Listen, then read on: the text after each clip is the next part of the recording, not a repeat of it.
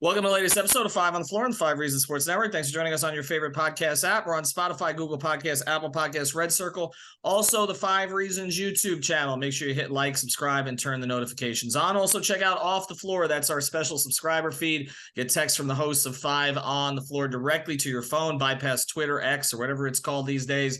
Just go to winnow.app. / off the floor, and it's $3.05 per month, but the first week is free, so if you don't like it, you can cancel us. Also, check out the great sponsors of the 5 Reasons Sports Network. That includes our friend Lynette and insurancebylynette.com. That's 2 N's and 2 T's. That's Aggressive Insurance. Go to insurancebylynette.com. You need life insurance, car insurance. If you have a bad driving record, she can definitely help you with that, and any other kind of insurance, renter's insurance, notary. She handles all of it, and she's one of the biggest Heat fans that we know. She's on all of our platforms all the time. So check her out, Lynette, our good friend, insurancebylynette.com. And now, today's episode. Down the Biscayne. Yeah. 5 on the floor, ride for my dogs. Where here's the thing, you can check the score. Hustle hard, couple scars, wearing bubble frogs. Just like Butler said, you in trouble, y'all. Kept the floor playing, got it all banned. Y'all seen the block, stop with one hand. And Pat we trust, it's power have the guts. We're here to bring the heat, y'all can hang it up. Welcome to 5 on the Floor, a daily insider show on the Miami Heat and the NBA, featuring Ethan Skolnick, Greg Sylvander, and Alex Toledo, plus others from the 5 Reasons Sports Network.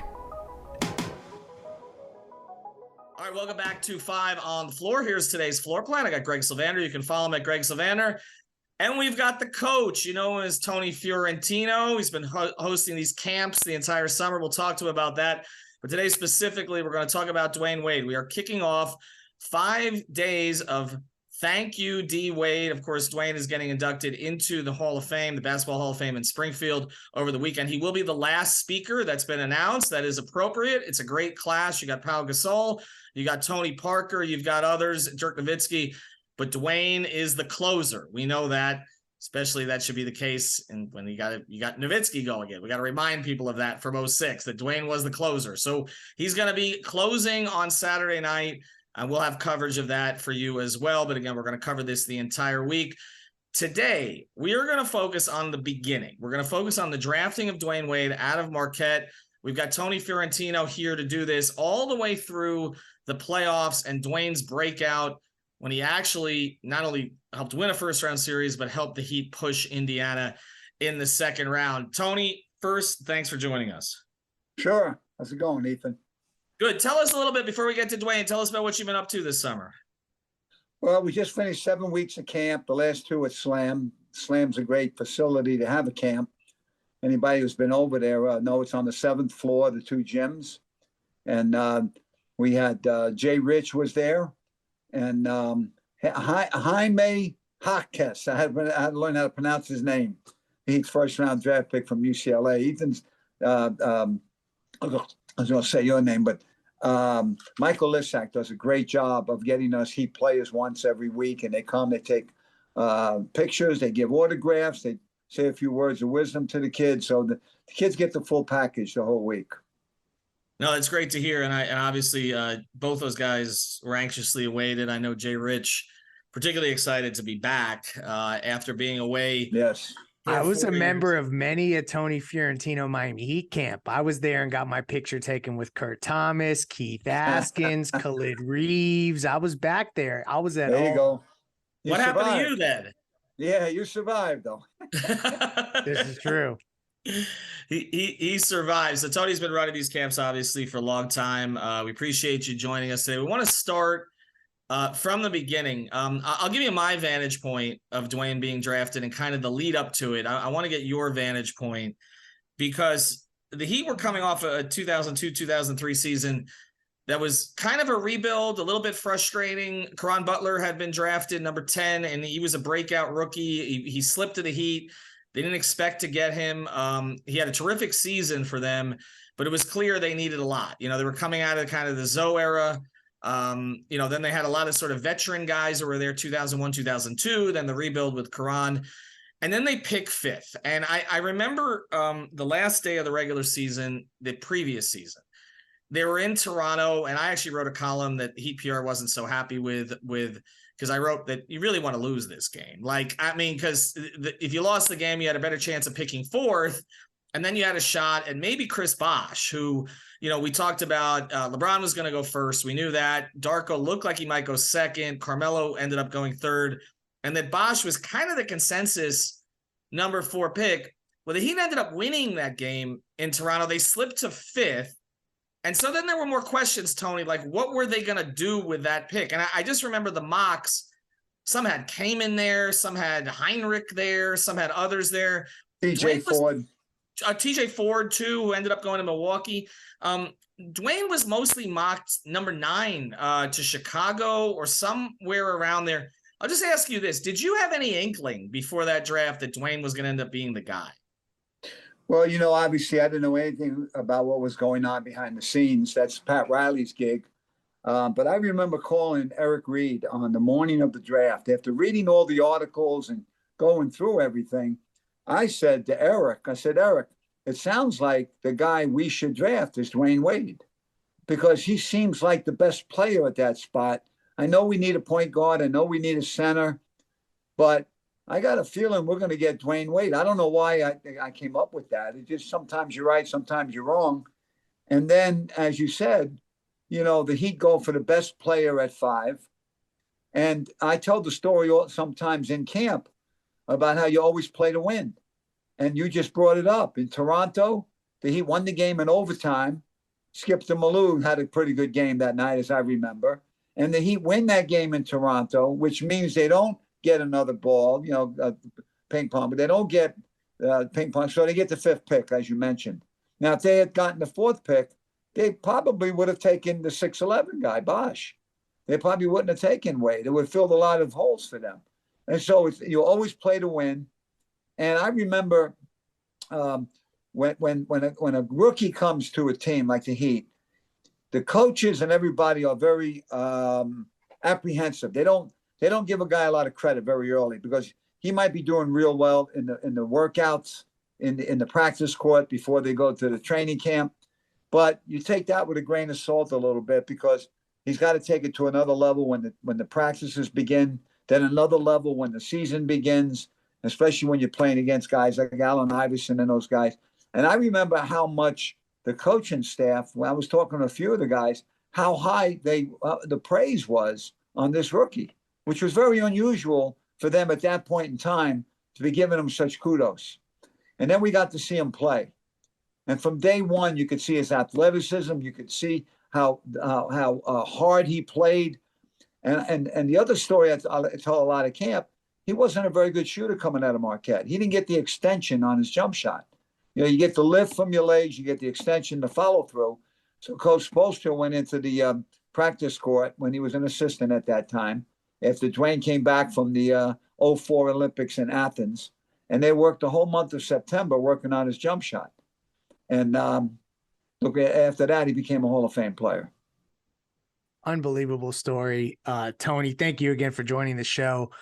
I've a question because I know you were around as I was, even before Riley ascended on the organization and such. So I'm interested to pick your brain about this. You have highly touted college players who have came to Miami before. Let's talk Glenn Rice, Steve Smith, and then Dwayne comes. You've seen all those guys come to Miami as rookies. What was the difference in Dwayne? Because those guys have all the skills in the world, all the pedigree in the world. But as great a players as they were, as all-stars as they were, maybe even if it wasn't in Miami, there was something different about Dwayne. And I'm just interested because you saw those guys. What was happening in Miami when Dwayne arrived that maybe wasn't happening, or just what went into that was so much different than some of those highly touted guys that had been drafted previously? Well, it took, to be honest, when Glenn came, that was the second year of the Heat. My job was to work with the perimeter players, so I got to work with Glenn. And by the All-Star break, Glenn had one three-point shot that he made. When he retired, he was like 5th or 6th on the list. Now he's way down because of the emphasis today. But it took him a while to get acclimated to the NBA level. Steve Smith did pretty well right from the beginning. But Dwayne Wade busted into the NBA. You knew from the start he was one of the top 5 rookies in the league. Even with that, the first 4, with the picks ahead of him, he had the it factor. He just had it. He had a flair about him. He not only was productive as a rookie, but he did it with a flair. He did it with an excitement to his game that you just, that first game in Philadelphia when we played Allen Iverson, the first game of his career, it was exciting announcing the game because he was doing so many things. He was going to the basket. Again, he wasn't shooting the ball well. That didn't come until a year later. But he was so good at going to the basket. He played with a reckless abandon. One of the things they had to work on with him after his first year, not only the extension on the shot, but his balance on the court. Remember, he was falling down a lot. He was throwing himself at the opponents and at the rim. And there was a little concern that, you got a long career here. Let's make sure you have one, okay? But he played with such reckless, and he had that ups. He had the ups. He had, from a standstill position, from a running position, and he was a guy that captured the moment more than any Heat player. He captured the moment. He came up big in the biggest moments, time and time and time again, and that just enhanced his aura, the aura about him being a great player. I want to cycle back a little bit because we are going to get to that game against Iverson because I was actually at that game in Philadelphia. So I want to talk about that. It's kind of come full circle now that Allen's going to be the one presenting him. But I want to go back to draft night itself because I was in the arena that night, and that was the time where like the foreign invasion was really starting to happen, right? So Darko, went second. There's all kinds of stories about why that happened. But I remember the reaction in the Arena Bowl that night. And I wrote a column about it, one of the few columns I actually kept, why I liked the pick. But the other was, so I think, Tony, you and I were on the same page with that. But the other part of it was that the fans reacted well to it because they'd seen him. And this was the time where they were starting to get the foreign players that the fans hadn't really seen. But they just saw him do what he did against Kentucky, just like Pat saw it while he was on the treadmill. And so there was this reaction in the arena that was very positive for a guy who wasn't necessarily projected to go that high. Typically, if a player is drafted higher than most of the mocks, the fans will be like, wait, why are we reaching? There wasn't that feeling that there was a reach. And so that was the first part of it. The second part of it was the column I wrote the day that Dwayne arrived. And he just seemed more mature than your average rookie. I mean, there was a lot of talk about his shoe collection and other things along those lines. But at that point, he'd already had his first child. Zaire was there with him. And I just remember there being sort of a calm and a poise and a shyness to him actually at the beginning, which I actually thought persisted for a while. I did a piece with him and other stars under 25 years old. And he came to the stadium after his first season to do a photo shoot with Josh Beckett, who, by the way, overslept, never apologized. Dwayne sat there the entire time with us, went and visited Juan Pierre in the batting cage, was completely polite, drove himself there in his Cadillac 300, I remember. But there was just like a niceness about him, but a poise about him, but a shyness that has since completely gone away. Not the niceness, but the shyness. But I'm just curious, your early perceptions of him as a person beyond a player before we get up to Philadelphia and that opening game. Well, he was, we got to interview him on media day, and he was very, like you said, he was very polite. He was happy that he was the 5th pick. We didn't know at that point that he had a relatively tough background with his mom and different things that went on. But again, he was married with a kid coming out of college at 21 years old. So there was a maturity to him. But there was a sense, the way he carried himself, even though you may have gotten that idea that he was shy, there was a confidence that he carried himself with, especially when he got on the basketball court. When he was on the court, he wasn't shy. When he got on the court, he let his talent speak for itself. And I tell people all the time at camp with the kids, because I use the Heat culture all the time, just so we go forward just a little bit, a lot. When my last game, let me go back a little bit. When we were leaving Washington one night after playing the Wizards, and we're walking out the back of the arena to where the buses are, and I happened to be walking out with Dwayne, and there was about 15 people standing behind a security rope, and they were yelling, Dwayne, Dwayne. They wanted a selfie. They wanted an autograph. Dwayne saw this maybe 9-10-year-old kid standing. He was kind of small, and the kid looked like he wanted to cry. So Dwayne walked over. He knelt down, and he said, "Hi, I'm Dwayne Wade. What is your name?" And the kid was a little shy at first, and then the kid had a smile from ear to ear. All right. To me, that's Dwayne Wade. He wasn't full of himself from day one, and he still isn't. He's still that guy. He comes back to the arena, you say hello. He's still the same guy. So the guy you saw, that we all saw as a rookie, he hasn't let all this fame and everything go to his head, in my opinion. And he's still the same guy, even though now he could probably walk down the streets of most European countries and they'll know who he is. You know, especially if he's with Gabrielle. You know, they're like the world couple right now. And he's everything he's getting now. He's gained. He's earned. So you root for a guy like that. Yeah, and most of Asia as well, and Africa and all the other countries that he's visited. All right, when we come back from the break, I want to start in Philadelphia and kind of lead up through that season, which of course started 0-7. So it didn't start all that promising. I remember them being called the worst team in NBA history after the first 2 weeks of the NBA season. We do want to mention a couple of our great sponsors, though. If you want to bet legally, you got to go to Better Edge. It's betteredge.com. Use the code 5RSN. You get $20 to play. You're not betting against the bookie. You are betting against others who use it. And that's why you can find the line you want, and that's why it's legal. Go to betteredge.com. Use the code 5RSN. We also want to mention our great friend Mark Brown. You can find him at markbrownpa.com, based in North Lauderdale over on Cypress Creek and Andrews. Mark is the guy to go to if you need an estate plan, and if you have a family, you need an estate plan. Make sure that your family is taken care of, that your assets go to the right place. Also, he's got a real estate he's a real estate attorney. He's got a title company right there in-house. He can help you with your closing, as he did with me. So go to markbrownpa.com. That's with a C, M-A-R-C, brownpa.com. All right, so let's go to Philadelphia. I remember being there. I remember Stan pulling his hair out after the game. You mentioned some of the things we saw from Dwayne that night, but the reality is the first season didn't start that well, and then there were injuries. Dwayne got hurt at a certain part of the year, and they really struggled. They were kind of trying to come together with a young group. There's a lot of people, Tony, that remember the 03-04 team as their favorite team. And the way that team came together with, Eddie Jones still there with Brian Grant, but then also Udonis and Dwayne as rookies, Karan in his second season, Rafer Alston, as you mentioned, Malik Allen was on that team. They kind of strung together a 7 or 8 man rotation that ultimately worked. But there were ups and downs during the season, particularly as Dwayne was kind of learning to play the point guard position, which was not his natural position.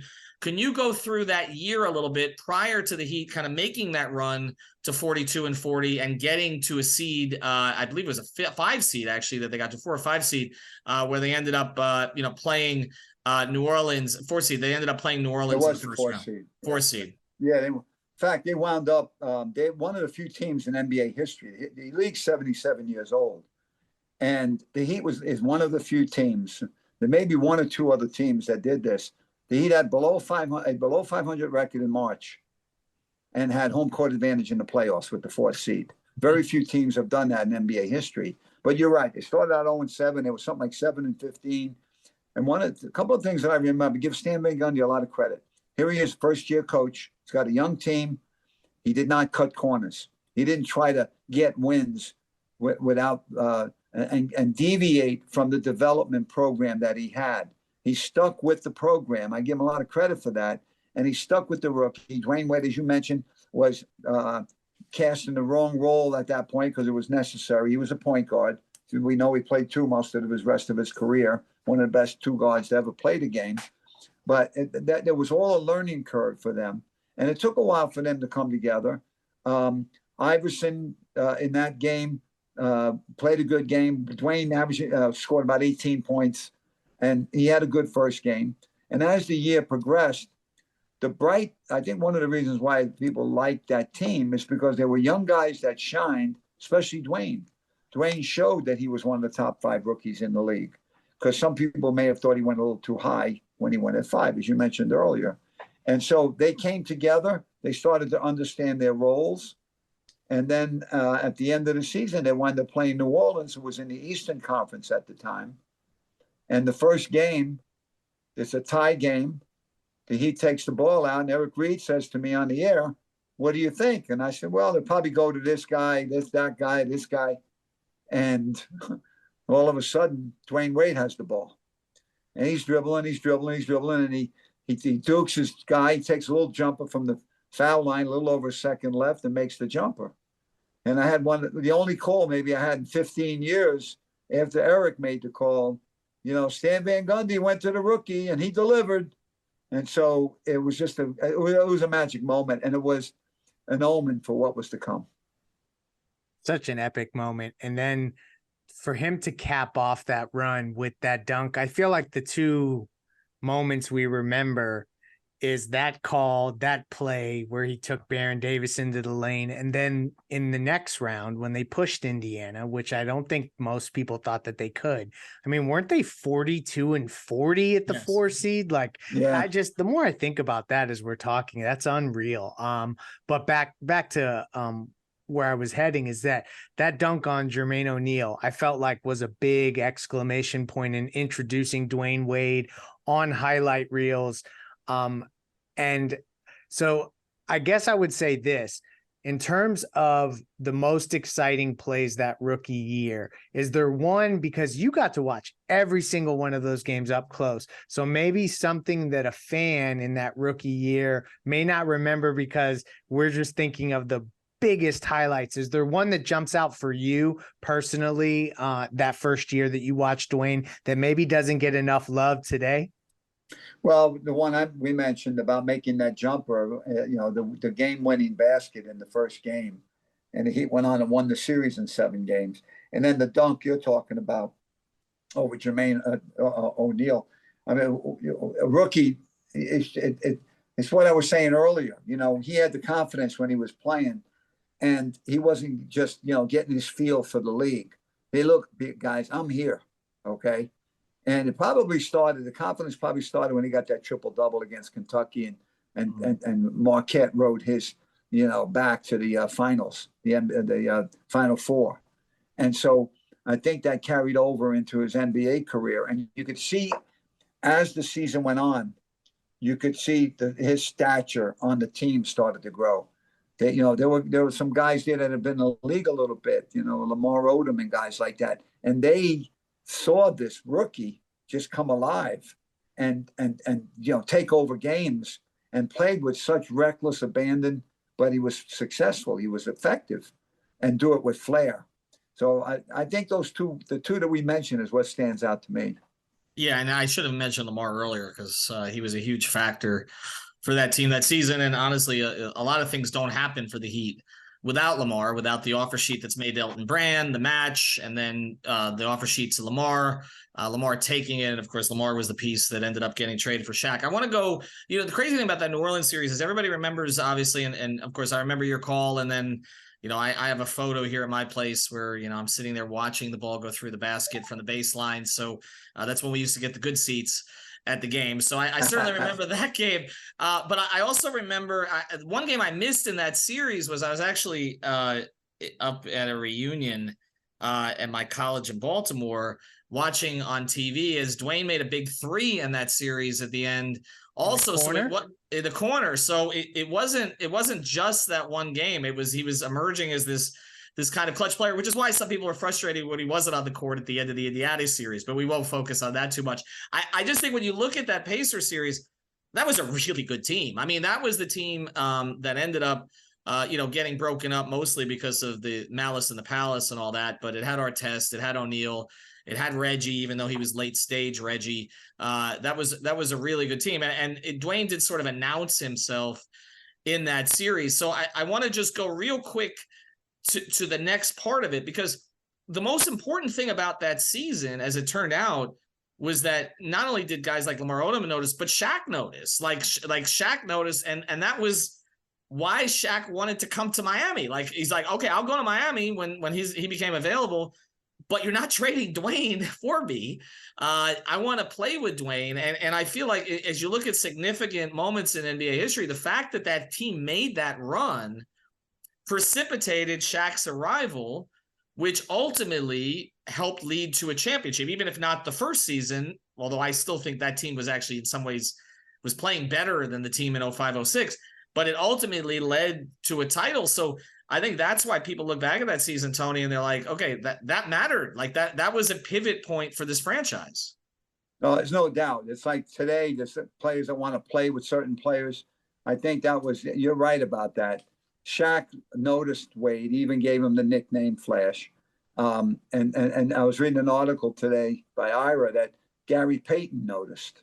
And Gary Payton mentioned to Shaq when they came aboard, when he came aboard in 06, Gary Payton, that we got to help this young fella out because he looks like he's something special.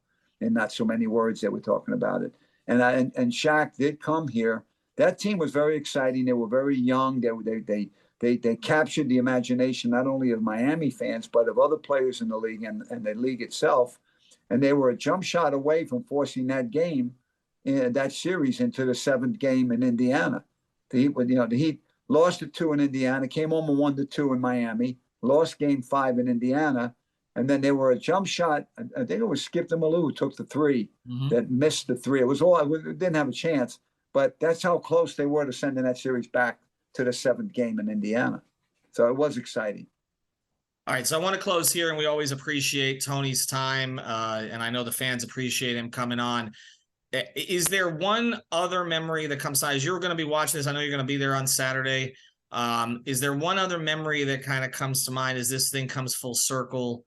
For Dwayne, for a lot of people in the organization. I mean, they've had Hall of Famers. I mean, obviously Zoe's a Hall of Famer, but I mean, this is a Hall of Famer they drafted. Like this is, I mean, and not to say in some ways maybe better, but not to say better than anybody else, but this is their guy. Like this is, I mean, what does this mean to you personally, having been there for so much of his career?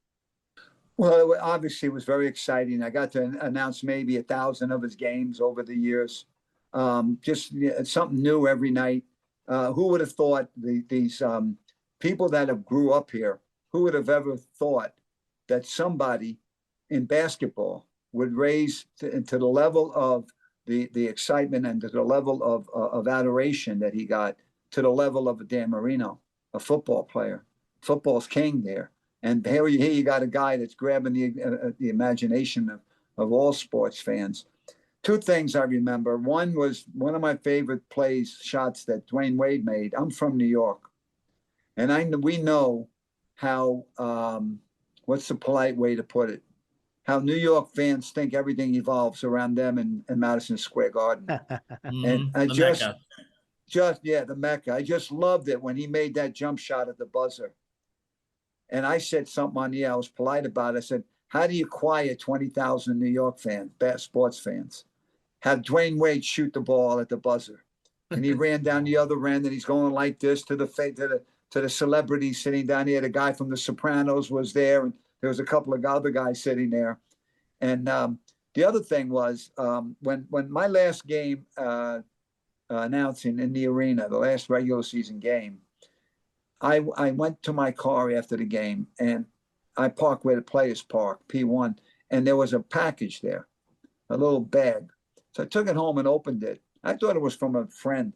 Dwayne Wade left me a autographed jersey and said, your voice will always be in my head.